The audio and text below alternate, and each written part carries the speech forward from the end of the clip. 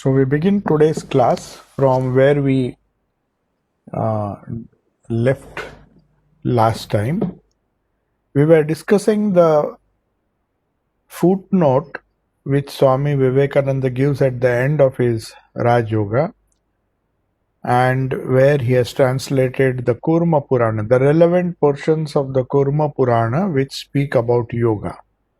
So in our previous class we said that what are the different vrittis. To just recapitulate, what are these vrittis? Vrittis are uh, vrittis are mental waves. You may call it a mental wave, or you may call it a thought. Thoughts are nothing but waves. It has been compared to a placid lake, and when you drop a stone, there is a reaction formed, and then there are waves, concentric circles. You may call whirlpool. The literal translation of the word vritti is whirlpool. So when a stone is dropped, you get a small circle, then you have concentric circles, and that is how the wave travels. So vritti from this example can be understood as a reaction to the outer stimulus. Something stimulates the different organs, the karmendriya and the gyanendriyas, the 5 organs of knowledge and 5 organs of knowledge and work, karma indriya, knowledge through which we act. So these 10 organs and the mind, which interprets those organs, they convey the input, the stimulus to the brain, and the brain reacts. So that this reaction is what is known as vritti. So, as I told you, though it is not mentioned in Kurma Purana, but Kurma Purana gives a different list of vrittis. According to Patanjali's classification, there are 5 types of vrittis. We will not discuss that now. We will come to the Patanjali's Yoga Sutras proper. At that time we will discuss. But here, Kurma Purana gives, in a nutshell, the 5 vrittis. These are the good vrittis. Patanjali does not classify vrittis into good and bad. Of course, he calls it klishta and aklishta. That is, pain causing or those which do not cause any pain. So he has just divided into, instead of saying good and evil, pain bearing, those vrittis which give pain in the mind, klesha, klishta vrittis, or aklishta vrittis, those vrittis, those thoughts which are pleasant. So pleasure and pain, these are the 2 types of vrittis, which is how they are classified in Patanjali's yoga. But here he has given a list of 5 vrittis which are favorable to the practice of yoga. As I mentioned last time, they are chastity, that is leading a pure life, non-injury, ahimsa, forgiving even the greatest enemy, that is, you can say it is titiksha, or even forbearance, or maybe forgiving somebody. It is actually, it comes out from ahimsa only. Then truth, satya, faith in the Lord, that is devotion. Faith in the Lord is devotion to the Lord. These are the different vrittis. Now these are the vrittis which Kurma Purana speaks of, which are conducive to yoga. But yoga again, the Kurma Purana again tells us, be not afraid if you are not perfect in all of these. It is not that we don't have to wait till all these vrittis become perfect. That we are perfect in chastity, perfect in ahimsa, perfect in forgiving even the greatest enemy, perfect in truth, perfect in our faith in Lord. These may be the ideal vrittis, but even if it doesn't come, if it is done partially, it is fine. Work and they will come. He who has given up all attachment, all fear and all anger. So cultivating these vrittis is one way of practicing yoga, but the practicing yama and niyama, which are the first two steps of yoga. Then he says, then the Kurma Purana says, he who has given up all attachment, all fear, all anger. This we saw Sri Ramakrishna also mentioning lajja, ghrina and bhai. Teen thakte noy. Means he has singled out these three virtues. Lajja, which is because of attachment, our attachment to our ego. Lajja means shyness. We feel shy to admit certain things because of our ego. A child is not shy. It doesn't hesitate to speak out its mind, even though it shows the child in an inferior light. Sri Ramakrishna gives that example, saying that if a child is hungry, he will say he is hungry. But a grown-up man with a inflated ego, he would rather go hungry rather than admit that hunger. He may feel that it is out of the place, it may look bad if I say that I am hungry. So he'll just tolerate his hunger or any other thing. Whereas the child doesn't do that. So attachment, it's a kind of lajja only. When lajja means shyness. So when Sri Ramakrishna says lajja ghrina, ghrina is from ghrina comes all anger, and bhai, krodha. Actually, ghrina, from ghrina, when you hate somebody, you get angry. So it's a natural consequence of hating somebody. Ghrina means you hate somebody. So hatred and anger are not two different emotions. Hatred gives rise to anger. Of course, desire also, unfulfilled desire also will give rise to anger. Anger can be, we can get angry for several reasons. One of them is when there is a great desire to attain something, and when it is not fulfilled, you get angry. Any obstruction in the fulfillment of our desire. So kama and krodha, that is one way of classifying. Wherever there is desire, kama, when it is not fulfilled, krodha comes. So they go together. Whereas Sri Ramakrishna says grina, lajja grina. Grina means hatred.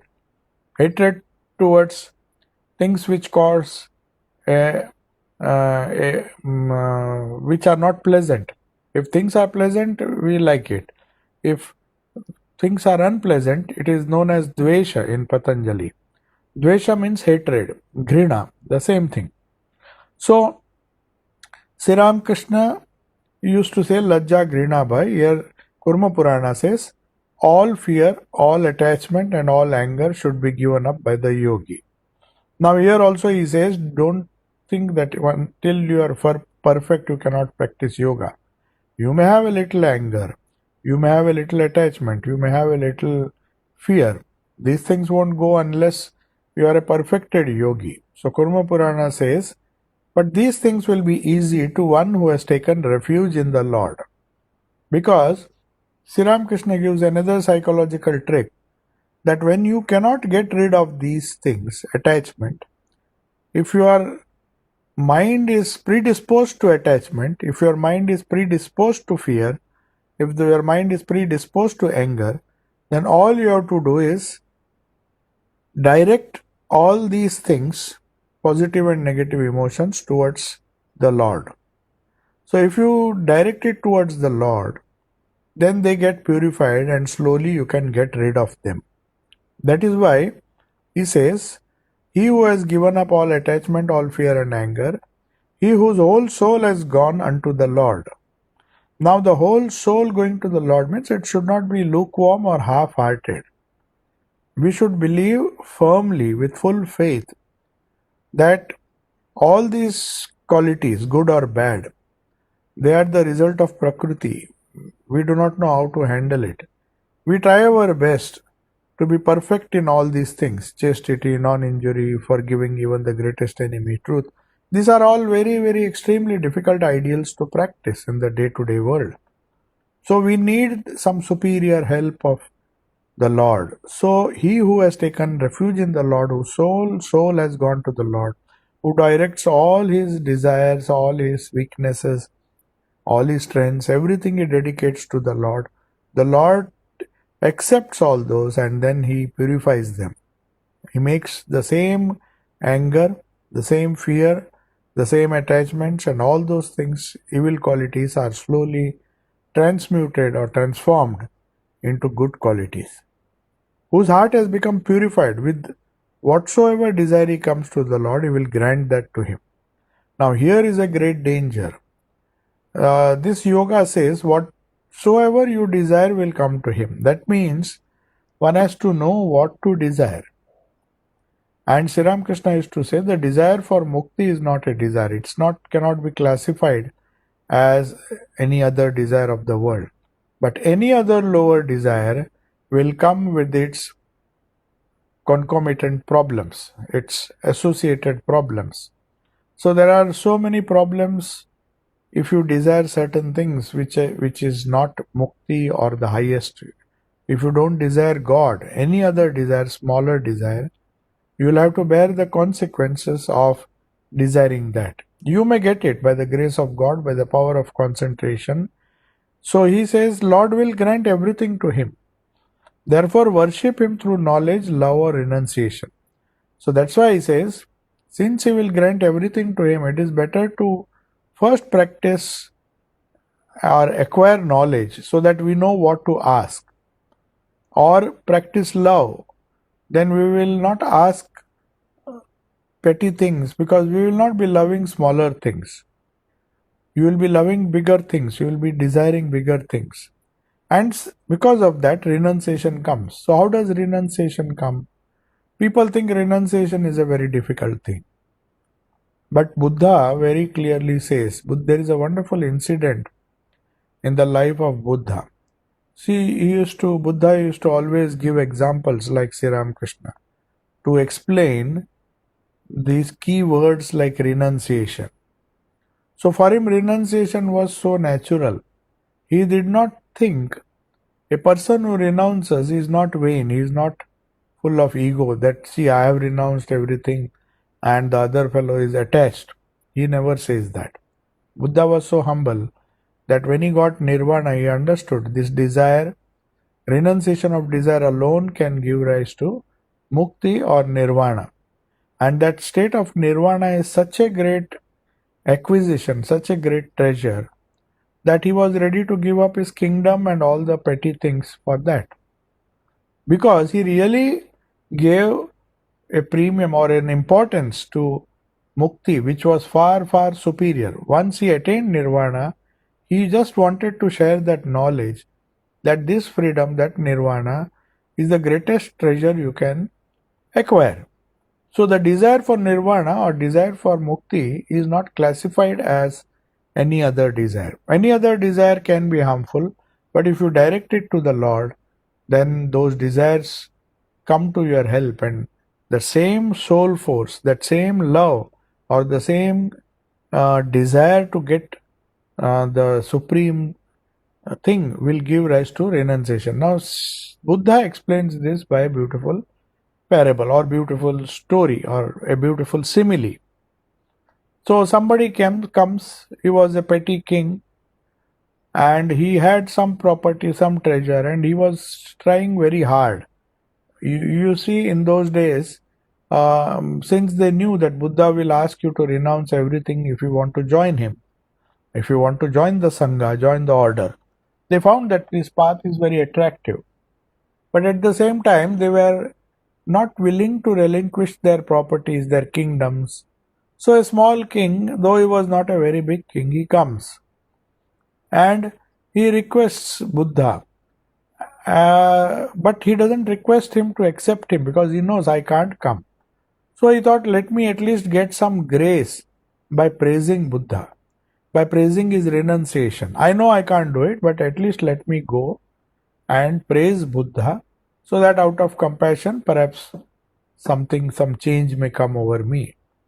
So he goes and tries to praise Buddha by saying, oh, what a great renunciation you have got. You were a king, you gave up your kingdom and now are living on alms. Such a great renunciation you have got. So this is actually a trap for many people. If somebody praises your renunciation, your ego gets inflated. So that ego has to be controlled. That is how Maya acts. But to get rid of Maya, you have to see that this ego of holiness, or this, as they call it in English, the holier than thou, the holier than thou attitude, which Jesus mercilessly criticized. Some uh, people, some so-called religious people came to Jesus Christ. They brought a prostitute and said she should be stoned to death. In those days, such acts were considered to be sacrilegious and a sacrilege, and they were normally stoned to death. So that is what most of the Semitic religions, even today, in some of the places, they do that. So when that fallen woman had come, and Jesus, she was just crying because they were all waiting to stone her. So they brought that lady before Jesus and said, why don't let us stone her to death. That was the punishment they gave in those days. It was such a horrible thing. Then Jesus says something very significant. He says, now the person, okay, you want to stone her to death, but make sure that the person who throws the first stone is one who has never committed a mistake in his life. If there is one amongst you, he will be the first one to throw the stones, then others can throw. And then slowly that whole crowd which had come with stones, one after another, everybody left, because everybody knew that sometime or the other they have also committed sins. Then Jesus, lifting up that fallen woman, he with lot of compassion says, see, you people, judge not that ye be not judged. You don't judge other people, because with that same judgment, you also, my Father in heaven, will judge you. On the day of judgment, you will be judged by the same measure. So please don't judge. So that's why they that ego, that I am holier than thou, holier than you, that also is a obstacle and impediment. And Buddha did not want to fall in the clutches of Maya into this ego. So he very cleverly, very nicely and politely told the king, no, no, no. In fact, I should pay you respects, because you have renounced, you are a greater renouncer than me. I have not renounced. What have I renounced? So then that person was confused. He said, he has given up the kingdom. He says, that is fine, but I have not renounced my kingdom and all these petty things without any reason. I wanted something far superior, an everlasting treasure which will make me eternally happy. And my quest was for that, the nirvana which gives me eternal happiness. So in a way I was selfish. I have not renounced. I have renounced the lower to get something higher. And still this person does not understand. The king does not understand. He still feels that what Buddha is saying is just to make fun. How can he not? He is one of the greatest persons who has renounced his kingdom. But he did not get the point. So to make it clear, Buddha again tells him. He says, suppose you go to somebody's house and he is using a broom to clean all the dirt that is there in his house. And when finally he gathers all the dirt or the useless things in his house, he makes a bundle of them and then throws it out of his house. Now, do you call it renunciation? Do you call it renunciation? But if you renounce, if you keep those things and throw away costly things, then I'll call you a fool. Because nobody renounces by renouncing dirt. So also he says, you people have renounced more. You have renounced the joy of nirvana to get a few dirty things which you think will give you pleasure. You are happy with smaller things. So, but you have renounced the great treasure of nirvana itself. Whereas I have gone after that. I have not renounced. I have renounced smaller things, very petty things, which will not give me happiness for something which will give me happiness. So who is a greater renouncer? Who has renounced more? So this is the idea that should be clear, that when we talk of renunciation, it only means we renounce the lower to get something higher. When we talk of renunciation, it is a renunciation of lower things. It's not renunciation of God. Otherwise, you can say, I am the greatest renouncer. I have renounced even God. I don't want the treasure. Even though, suppose it's like somebody offering you $1 billion, and you say, no, I'm happy with my 1 million. I don't want this 1 billion. It is something like that. You don't reject the lower without ascertaining or without having faith that you will get something higher. So Buddha just conveyed to him that what I do is the most natural thing, and what you are doing is the dirt which I threw out of my house, or a person throws out, you are holding that dirt very dear to you, which is like something which is very dear, and thinking that is very precious. So you are renouncing the bigger things to get smaller things. So your renunciation is greater. Then that king understood what is the meaning of true renunciation. So after that, the Kurma Purana continues. That's why the Kurma Purana ends that chapter by saying, He will grant to him, he means Lord, therefore worship him through knowledge, love, or renunciation. So when you worship him through renunciation, you renounce the lower for the higher. You actually love him. You don't renounce God. You want to love him, to get knowledge, to have perfect knowledge of what Godhood is, what divinity is, what the ultimate truth is, what nirvana is, what moksha is, what freedom is. So all these are synonyms. These are the greatest treasures. Having known the nature of that through knowledge or through love, just believing in the personified quality of nirvana, freedom in a human being. When we say Avtara, he is supposed to possess all these qualities in full measure.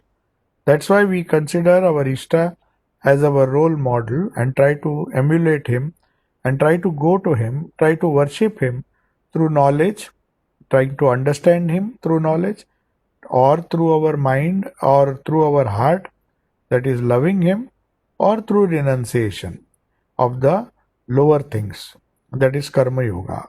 So these are the different paths to attain to yoga.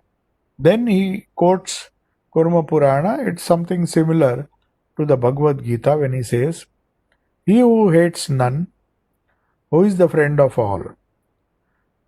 He who is merciful to all, who has nothing of his own.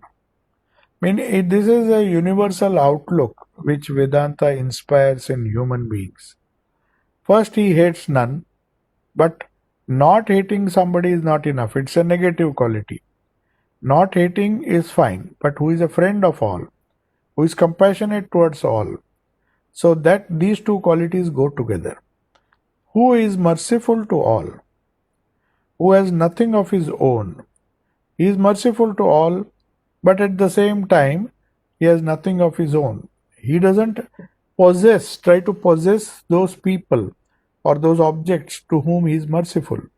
He may have mercy towards animals, he may have mercy towards human beings, but he is not attached to them. That ego doesn't say, I am merciful to him, so he should be subservient to me. That is what most of the people who show kindness or who do charity expect. They expect that I am giving money, or I am giving help, or I am supporting you, you support me. You, at least if not support, you give some kind of gratitude. If you don't give gratitude, if you don't pay attention to what things which I have given you, or maybe don't acknowledge or give me the credit, then you get angry. So that's why he says, who has nothing, he doesn't own. He says, I have it, God has given it to me, I am just a trustee, I am just giving it to you. It was not mine in the first place. So there is no question of gratitude. So that is the true spirit of charity, which is referred to here. That means the person who is merciful to all, but at the same time who has nothing of his own. So he doesn't have a feeling that these are my possessions and I'm giving it to you. They were somebody else's possessions. By some chance, they have come to me and I'm just transferring it to you. It's all God's. Nothing is my own. So that is how the yogi doesn't fall into the trap of Maya. He just wants to remove his ego, because ego is something which can cause an obstacle in everything. It can bind you in the gross if it is if a tamasic ego. If it is a rajasic ego, it will bind you by the desire for name, fame, and power, and all those things. But if it's a sattvic ego also, that ego which tells you that everything else is unholy, I am holy, even that is a kind of a sattvic ego which can still bind you. So one who is free from egoism, who is even minded in pain and pleasure. This is the definition of titiksha I gave you. Sahanam sarva dukkhanam apratikara purvakam chinta vilaparahitam tam titiksha nigadyate. That is titiksha, or that is that quality of forbearance which tells you to bear all pain without complaining. Sahanam sarva dukkhanam, all pain or all misery, you just bear without complaining. Apratikar, without trying to remedy it. Remedy it in the sense, don't try to unnecessarily go on and blaming everybody and trying to find the cause and all. That is what is meant here. It's not that you should not take any action to prevent misery. Most of the misery is preventable. So, as they say, prevention is better than cure. You expose yourself and then you get a disease and then try to cure. So, here what is meant is that why do you prevent it in the first place? If prevention is possible, then you don't have to undergo the pain.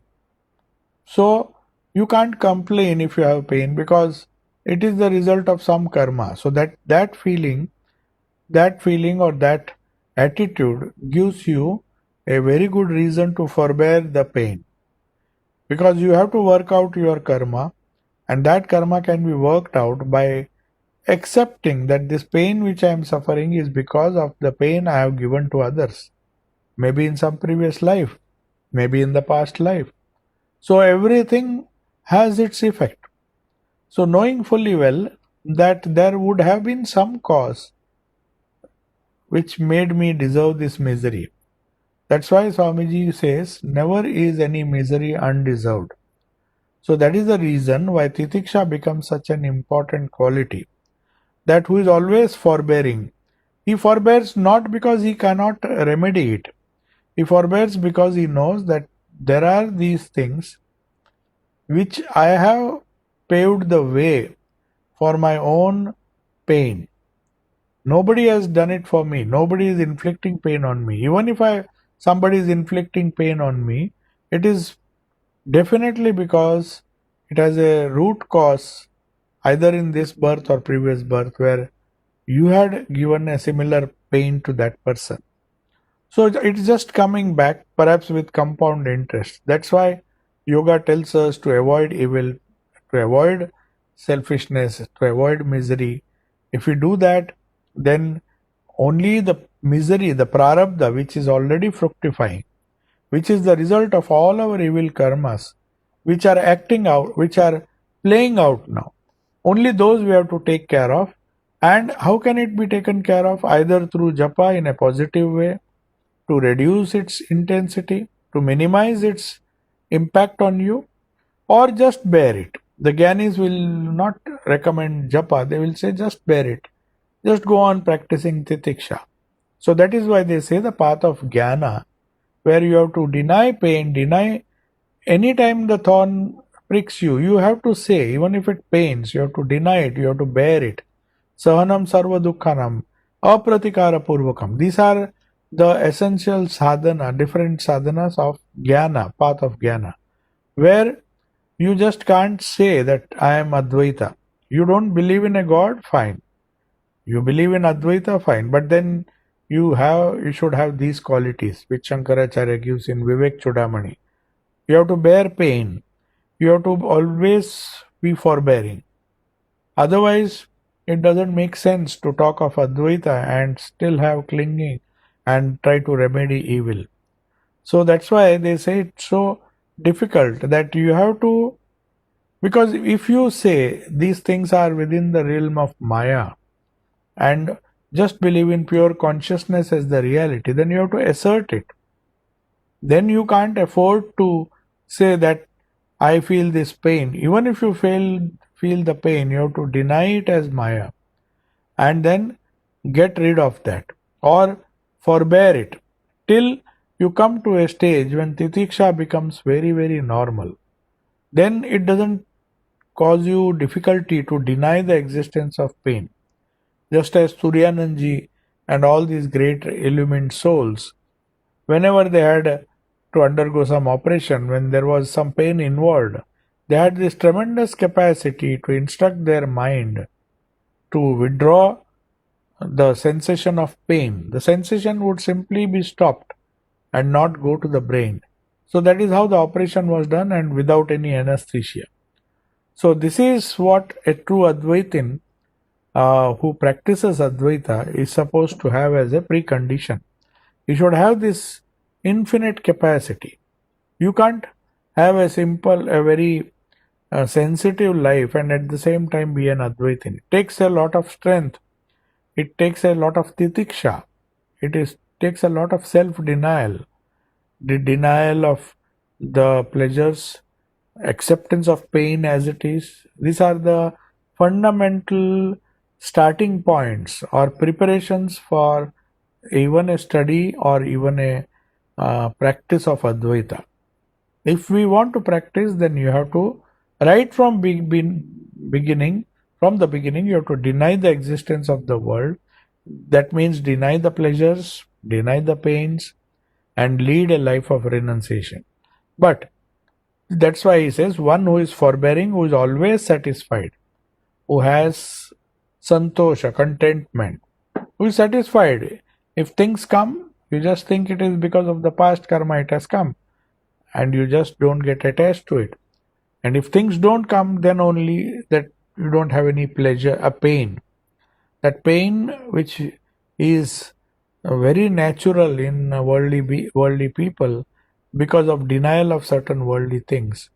That pain doesn't affect a Advaitin or should not affect an Advaitin. Otherwise, he has no right to say that divinity alone exists, consciousness alone exists, Satchidananda alone exists, and all this thing is Maya. It is possible, but it has a particular sadhana. So that is forbearance, who is always satisfied, who has no desires. So for such nirvana and mukti are very close to these things. So Buddha had insisted, as Jesus said, you can't have God and mammon at the same time. So this Buddha had to tell again and again these kings who came to him thinking that Buddha will accept them as a disciple. He said, yes, you can come with me. But then you just can't afford to keep your empire there and come with me just for fun. You have to renounce everything. So this renunciation is at the core of all religions, whether it is Christianity or Hinduism or Islam or any other religion. Then, who is forbearing, who is always satisfied, who works always in yoga. How to work always in yoga? So, Bhagavad Gita says, Yogaha karmasu kaushalam. Now, if you translate it into any vernacular, kaushala means skill in doing work. And karmasu means in work. Skill in work is yoga. So it's a very simplistic definition and people take it in a very simple way. He said, oh, I am a highly skilled doctor or I am a highly skilled engineer. So I know I am highly skilled, so I am a yogi. Because the Gita says, karma yoga su kaushalam. Okay, yoga karmasu kaushalam. Yoga is nothing but excellence or dexterity in work. Now, what is this dexterity? That has to be understood. And Shankaracharya explains this dexterity is not dexterity of how you do the work. That even a mechanic or a surgeon will do it. If he is really skilled, he will do it. But that doesn't make him a yogi. How you do that work, not how much skill you, with how much skill. Kaushala means that skill not to get attached. Even though you are doing work, who works always in yoga means one is constantly working, but at the same time practicing all the five virtues which are given above. The five virtues which I read out: chastity, non-injury, forgiving even the greatest enemy, truth, faith in the Lord. These things, as it were, are always behind the purpose of his work. Whatever work he does with either loving God without in hurting others, ahimsa, fully he will ensure that the minimum standards of chastity is also followed. He doesn't do anything to disturb that virtue of chastity. If he doesn't always sticks to the truth, so all these worldly or so-called worldly qualities, not worldly, the ones which will take you towards the world, but those qualities which will take you out of the world. So that those qualities, if we practice while we are working, it is known as yoga. So yoga is trying to maintain a balance, harmony, and follow these virtues when you are busy with your work, even while you are busy with the work. So one who works always in yoga. So that's why they say it's not that you finish your work and then go and practice yoga. That is one type of yoga, the Raj Yoga or the Bhakti Yoga, something which we do as a part time, as something when we are free. But Karma Yoga, here the topic of Karma Yoga is discussed, who always works in yoga. So if he is working in yoga, that means he is practicing Karma Yoga. So whose self has become controlled. Now this is also part of Raj Yoga. Self has become controlled means he is practicing yama, niyama, pranayama, asana, pratyahara. So if he works with that attitude, then you can say the self has become controlled. None of the koshas are dictating to him. The organs are under his control. The mind is under his control. The subtle body is under his control. And even to a certain extent, the causal body also is changing his karma very fast by practicing the spiritual disciplines. So you may say, in a sense, the causal body or the karana sharira also is under that person's control. So when you say the self is, you have to understand there are these different selves. There's no question of controlling the supreme self. It is by itself divine. Whereas when you talk of self-control, it means controlling our lower selves, the lower selves with which we are identifying, controlling our Annamaya Kosha through Yama and Niyama, and also the Pranamaya Kosha along with that. The life force cannot be separated from the body. So controlling the body and the mind and the prana at different levels, different controls are necessary. So that control is known as control of the self. That's why the self has been given the word Atma. But if you see, Annamaya Kosha, the word Kosha is not used. In Taittiriya Upanishad, if you see, the word used is the Annamaya Atma, Pranamaya Atma. So instead of saying Kosha, they say the self, which is the body. So many people think this is the self, and if the body is fine, then everything is fine. But because it is not eternal, because the mind is more eternal than the body, we go to the higher kosha, pranamaya kosha. Then we know that if both are perfect, but still our mind is disturbed, it will not do. We have to practice yoga of the mind also. So that we come to the manomaya kosha, then vijnanamaya kosha, the intuitive faculty.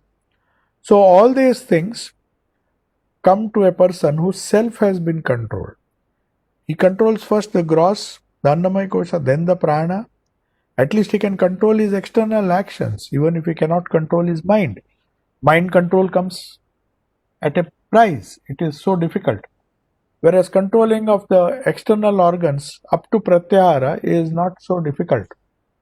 Through asanas, through pranayama, to yama and niyama, all this practicing of good qualities, we can still control the lower selves. But when it comes to the control of the higher self, which begins not the highest self, that is nothing to control, that is controlling everything, but the lower, the subtler self, which is constituted of the mind and the buddhi and the chitta and all the karma and all those things. So the subtle body also has to be controlled, not just controlling the gross body. When the self has become controlled, what happens? His will becomes firm, whose mind and intellect are given up to me. With that firm will, that will comes only as a result of constant self-control. By constant control, by constant exercise of the will becomes stronger. Swamiji says, what is sadhana? Our life itself, all the struggles serve only one purpose, to strengthen the will and use that will to focus your mind and intellect, the Manomaya Kosha and the Vijnanamaya Kosha, to the Lord, to go higher. That is the main purpose of making the will firm. So one who works always in yoga, works with steadfast devotion or steadfast knowledge, to such a person's willpower becomes very strong. That is the immediate byproduct of practicing, working with the help of yoga, because work increases the willpower. Thinking doesn't increase as we think. When we think, it can help you to strengthen the will to a certain extent. But if thinking is followed by acting, working, when you work out, when you physically work out certain things, then the subtle body is still there.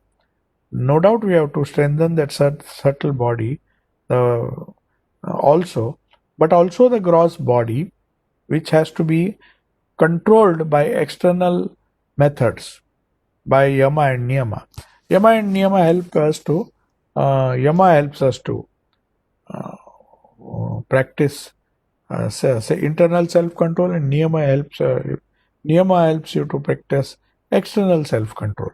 So anyway, the self has to be controlled right from gross to the subtle, and to the extent you do it, then your will become firm, and your mind and intellect, if you give it to the Lord, such a one is my beloved bhakta.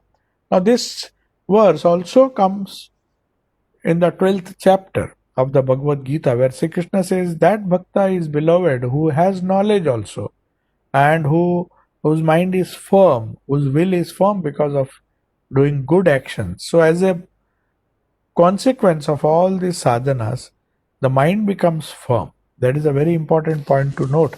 The will becomes firm. With that firm will only, our devotion, our dedication to the Supreme or to the Lord becomes stronger and stronger. Without a strong will, the devotion also will be lukewarm. It will not be very strong.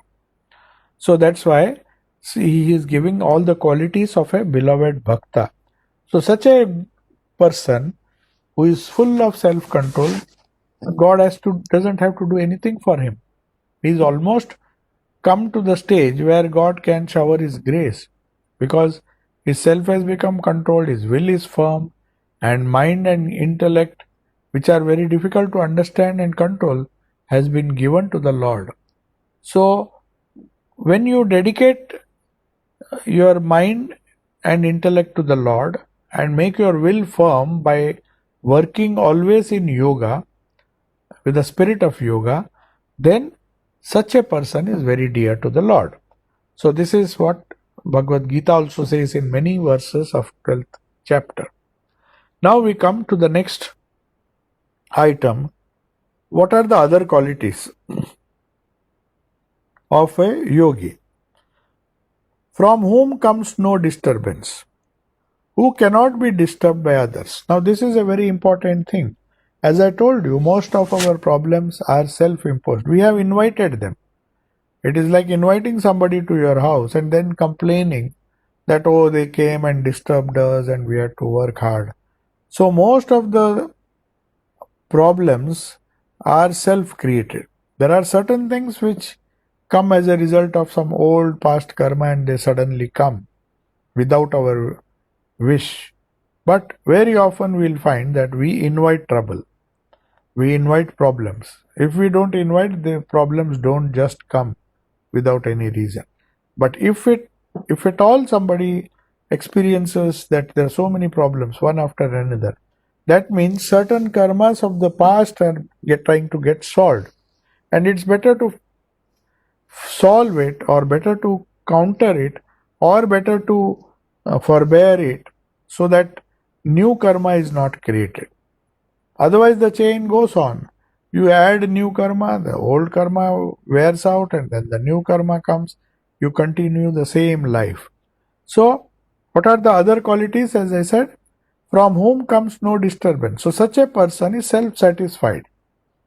He would not disturb others because he knows the value of peace, the value of joy, the value of contentment, the value of living to yourself.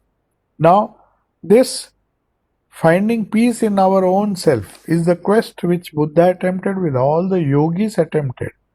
They wanted some eternal joy and peace. You cannot live with particles of joy and particles of pain. It is pain most of the time, a little particles of joy, worldly joy, not the supreme joy. So some particles we have to depend on the crumbs which are thrown to us. God says, or society says, here are a few toys, play with it. Then that same mother will come and take away the toys and then beat him and say, do homework and do this, do that. So pain and pleasure will come alternately.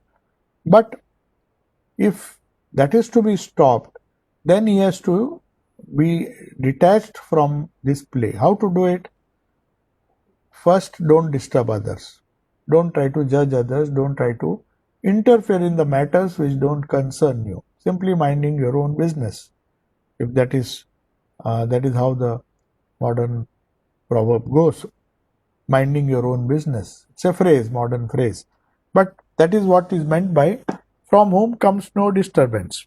You are just in harmony with everyone and every person or every being of this world. At least from your side, you do not initiate disturbance. There may be disturbance coming from other side, but from your side, you make it sure that there is no disturbance. From whom comes no disturbance? Who cannot be disturbed by others. Now, first one is easy. You use your willpower not to disturb others. But if that somebody else with whom you are interacting all the time, if he chooses to disturb you, if you get disturbed, then you are not practicing yoga. So from you don't disturb and you don't get disturbed. That means, again we come to the fundamental tenet of Vedanta or yoga, that is renunciation. You have to renounce the ego. Otherwise, there is no end. So that is what is meant here, that if somebody comes to disturb you, you should not be disturbed. Nor should you use that as a pretext to go and disturb somebody else. So from whom comes no disturbance, who cannot be disturbed by others, who is free from joy, anger, fear and anxiety. Such a one is my beloved. Now you may say we are aspiring for sukha prapti, atyantika dukkha nivrutti. That is what Vedanta says. Atyantika dukkha means all types of dukkha or pain, to remove that and to have permanent joy or peace. That is the goal of life. Jivan mukti sukha prapti. Permanent pleasure that is there in freedom. So now one who is free from joy, anger. So this joy doesn't mean the higher joy. He has to be free from anger. We discussed this a few minutes ago. Fear and anxiety. Now one more quality has been added here. We understand that free from joy means free from the lower joys, the lower pleasures which are often followed by pain. So pain, pleasure, this is the sequence which we. So if you want higher joy, then you have to give up these lower joys. That is the idea. So one who has given up, one who is free from, and who has given up joy, who has given up anger, who has given up fear, is not afraid of losing anything, and anxiety. This anxiety is known as Chinta Vilaparahitam in Titiksha. That the anxiety, because of some pain or some anticipation of pain which we create in our own minds, the anxiety. The anxiety is result of something which has not happened. It appears to be a very silly thing, but it is so important in everybody's life. There are so many anxieties of the unknown because of the unknown. We are not sure of our lives. We are not sure of our goal. We are not sure of what we want to do in this life, such a precious life. Is there something worth attaining which is so precious that all these other things are not? Because you can't have both. That has been made clear, very, very clear, that you can't have the treasure, you can't have nirvana, you can't have the eternal peace, and yet go after this small joys. That is what this verse is saying, that if you go after these joys, then you will find that you will have fear, anger, that little joy. If that joy is obstructed for some reason, the worldly joy, you get angry. You feel angry that I am not able to enjoy the small things which I want to do. I come to this world, let me eat, drink, be merry, and why people are curbing my freedom? That is the idea of freedom everybody has, but that is a wrong idea. So, because you tend to get angry when your smaller joys are restricted or obstructed, you also fear. You fear the uncertainty. You will feel that how long this pain will continue. When shall I be happy? When shall I be peaceful? So, this anger, fear, and anxiety finally depends a lot on our conception of joy, true joy, our conception of anger, how often we get angry, how often we get fear. So, all these things lead to anxiety. So, it is known as some kind of unexplained fear of something which we do not know. There is uncertainty, there is so much of confusion, and we think this will happen, that will happen. We run our imagination wild, where what will happen, nobody knows. But we make conjectures, we try to understand, and then that creates anxiety. These imaginary situations which we imagine in our mind, and this anxiety is always about the future or sometimes of the past. It is never about the present. Present we may all be fine, but we will drag the anxieties of the future by trying to think the worst, trying to anticipate pain, which is not necessary. Swami Sarvasthananda gives a wonderful example. In his own life, there is a beautiful example. He was known for his capacity to bear pleasure and pain very calmly. So if you give him something also, he will not express great joy, because it's not just joy, it's not just pleasure that you have to control your joy also. So freedom from joy and anger, fear and anxiety, anxiety will go only when when Swami Sarvasthananda, he never become anxious, and that's why he was calm. Calm people cannot become anxious or restless.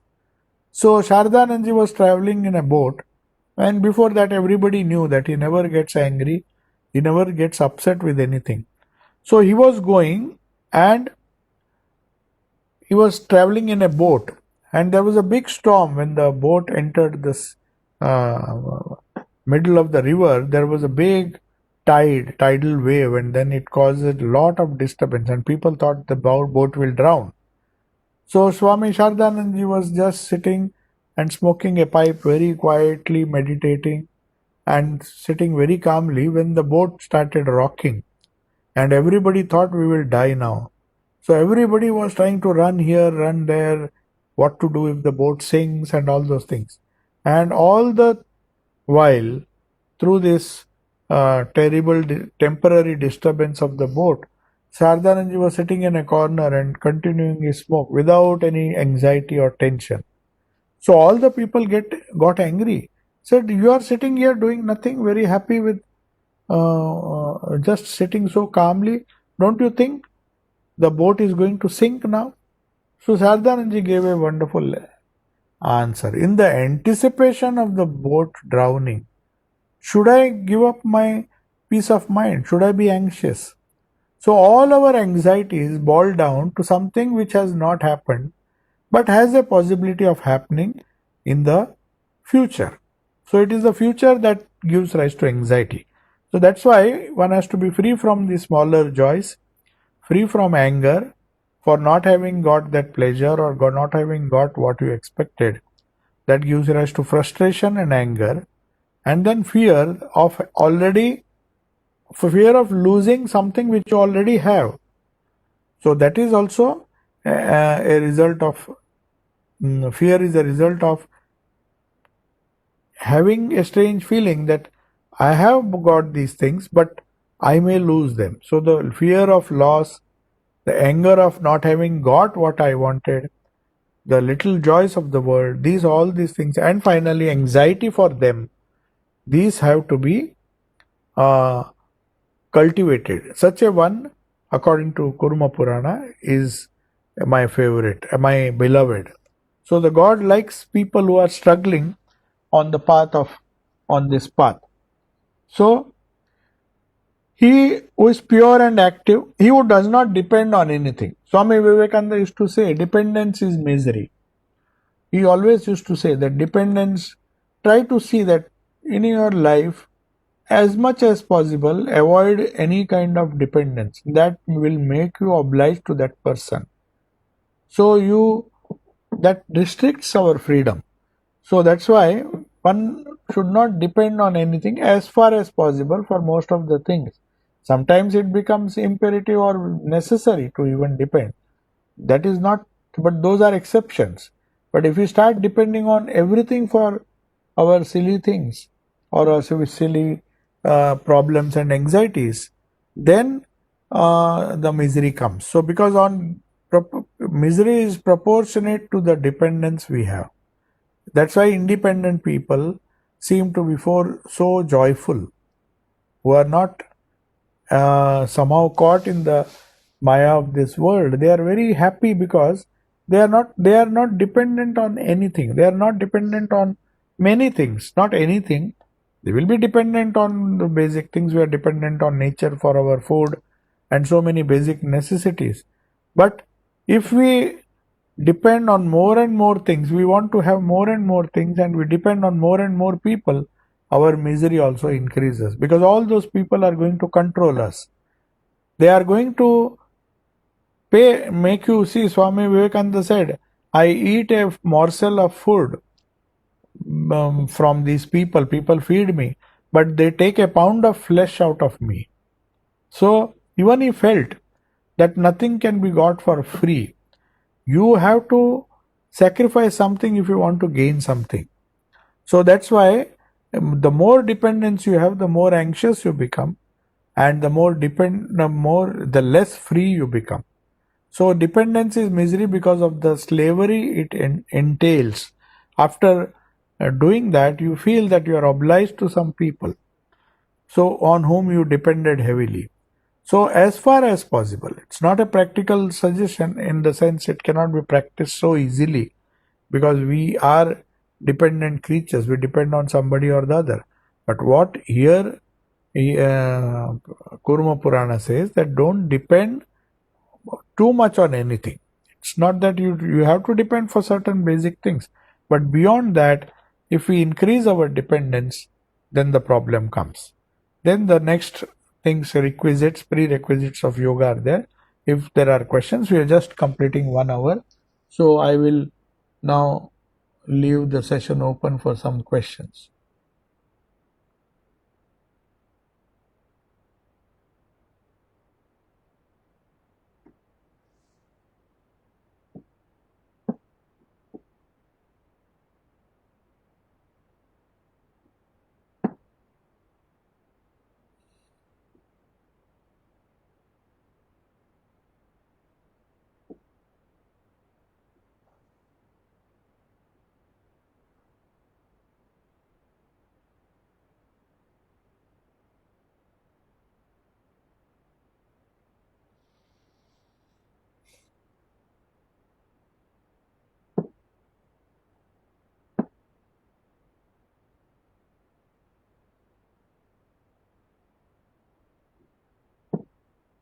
Yes. Are there any questions? You can unmute yourself. Yes.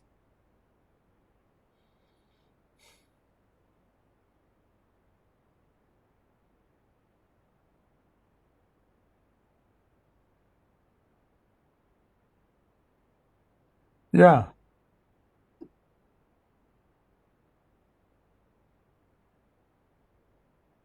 Maharaj, Yeah. hello.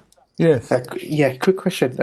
When we have like role models like Swami Vivekananda ji, Yes. who was when you mentioned about the sort of nirvana, like the kind of gone for the moksha path, Yes. but like they also, for people like humble people like myself, they also active role models that are kind of out there sort of teaching and yoga and meditation and went all the way to Chicago. So I find that a little conflicting in my mind about like sort of this idea of being active. And is that like not a desire to teach yoga? Was that just like a kind of wrestling No, or there's no harm in teaching lower levels of yoga, but you should not, you have to be a bit careful, and you have to make it clear that I am teaching that part of yoga which is a preparation for the higher yoga. If you are qualified, you have to tell. It's like if you go to the university, you have to very clearly say, I am teaching only undergraduates. I am not qualified enough to teach the postgraduates or the PhD students. So, one should know one's limitations, what one is able to teach. So, if you are teaching asanas and some kind of breathing exercises and meditation, it is fine. You tell them, I am teaching you something, not all, everything, some things which deal with the lower three steps of yoga. But there are, you have to be honest to tell them that there are more steps which go up to samadhi, which is beyond the purview of my teaching. So if you want to know that, don't be under the impression, means you have to be make it very clear that I am doing at my level, I am doing my best. Not that I am perfect, not that anybody is perfect. Everybody, but the text or these great role models who like Swami Vivekananda, who have written Raj Yoga and who have practiced it, we have to keep it as an ideal. And even the people whom we teach the lower yoga, they have to be told, otherwise it will be injustice. If they think this is the whole of yoga, now somebody comes who has no background of yoga and suddenly comes and asks, can you teach me yoga? Then you will have to ask, what yoga do you want to learn? Is your goal just to improve your health? Then I will teach you asanas. Fine. I mean, if you want just a little peace of mind, nothing beyond that, and you still want to keep your Mercedes, keep your Cadillacs, and all those things, it's fine. Then you can't tell him that I'll give you samadhi. That would be wrong. If you say there are people who think I can keep my Cadillacs and also get samadhi, then that is the teacher is somehow making a mistake.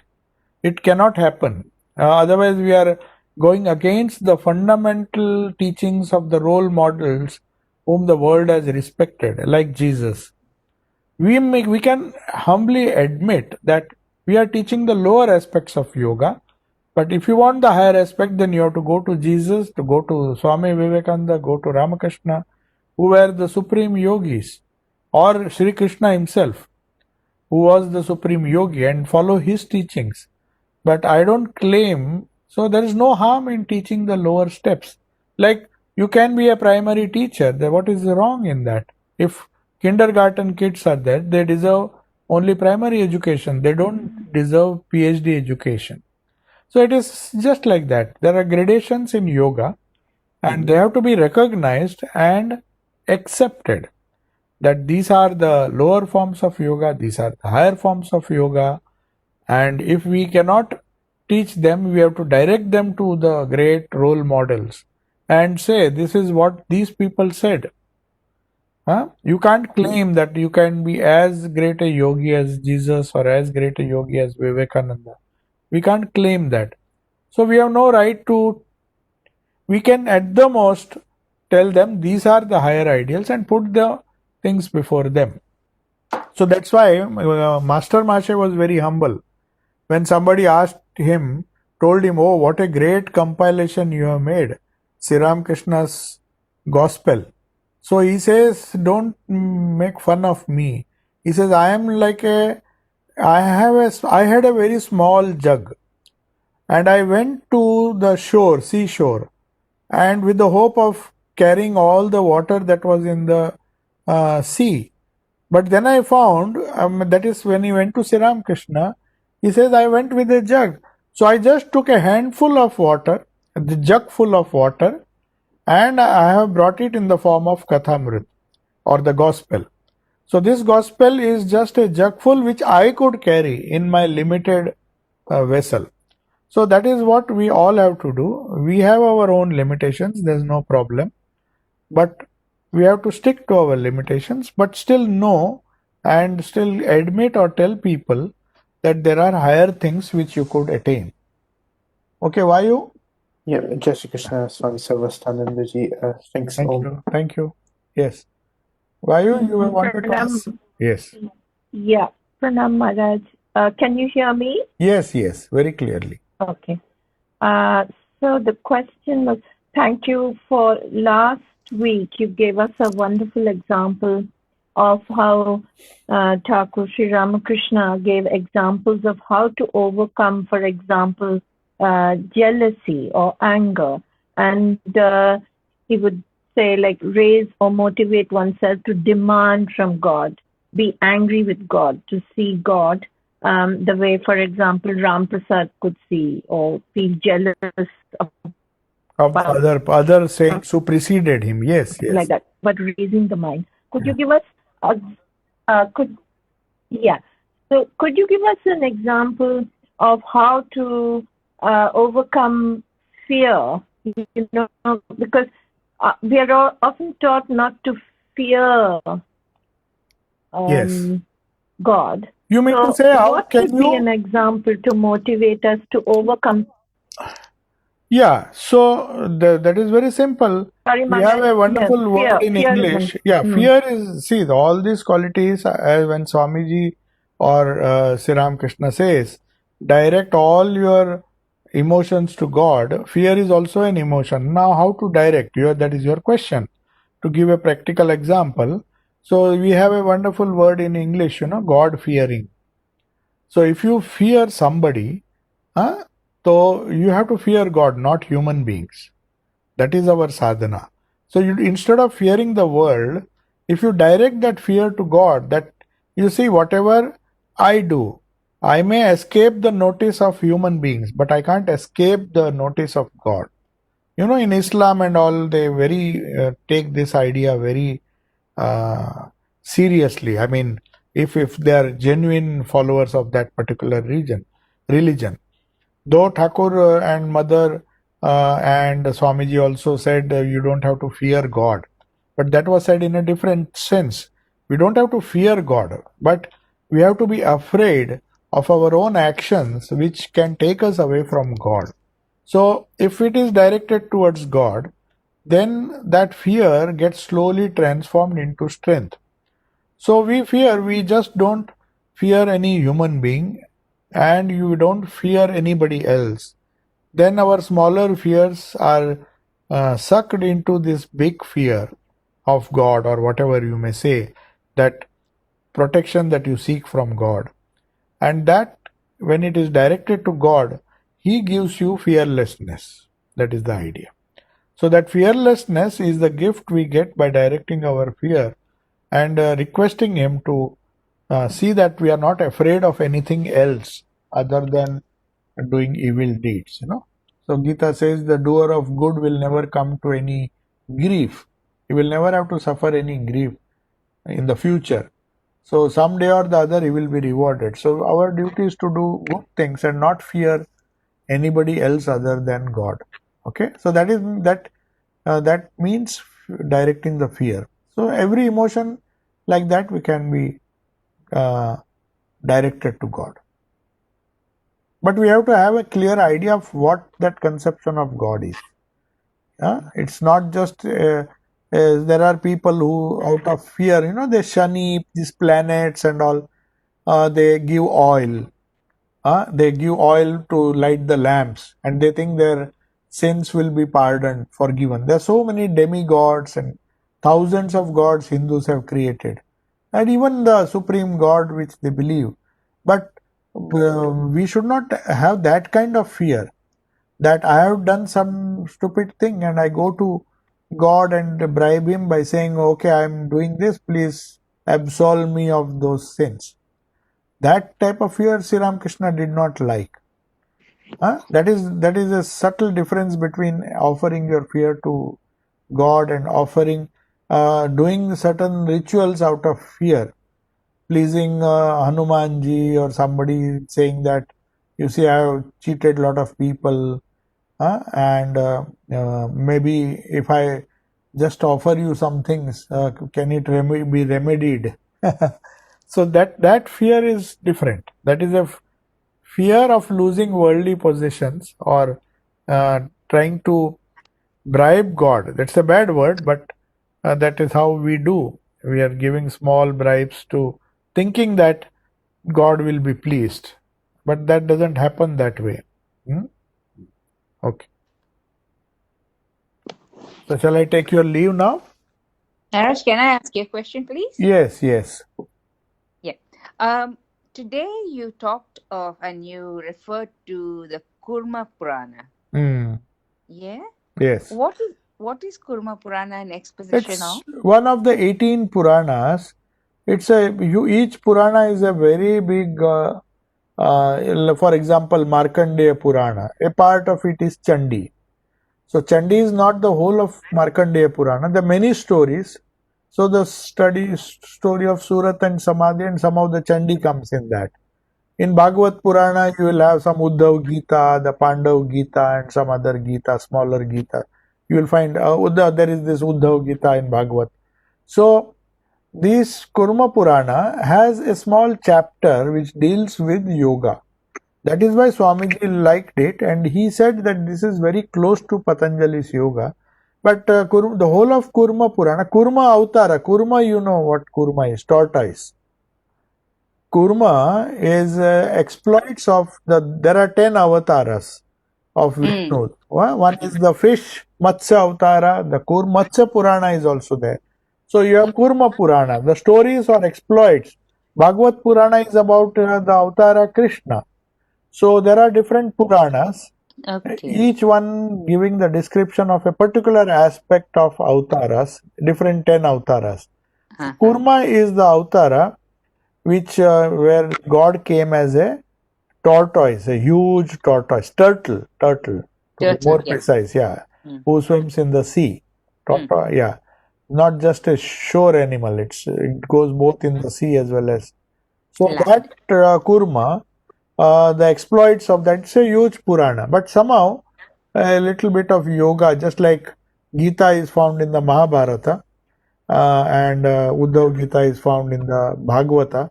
You will find this small passage. You may say it's a few passages, which are a few chapters. I don't know exactly, the number is given there. I can find out and tell you.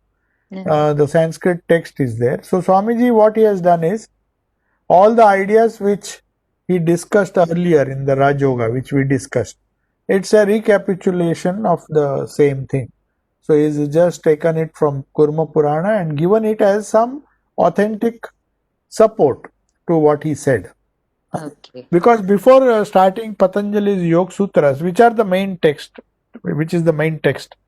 So before starting that, when he spoke about many things which will come in great detail in the following Patanjali Yoga Sutras, which he has not yet begun. So just before beginning, he is giving some verses from the Kurma Purana to support his introduction to Raj Yoga. I see. Yes. Yes. Thank you very much, Swamiji. Thank you. Okay. Namaste. Namaste, Maharaj. Om Shanti Shanti Shanti. Harihi Om Tat Sat. Sri Ramakrishna Arpanamastu.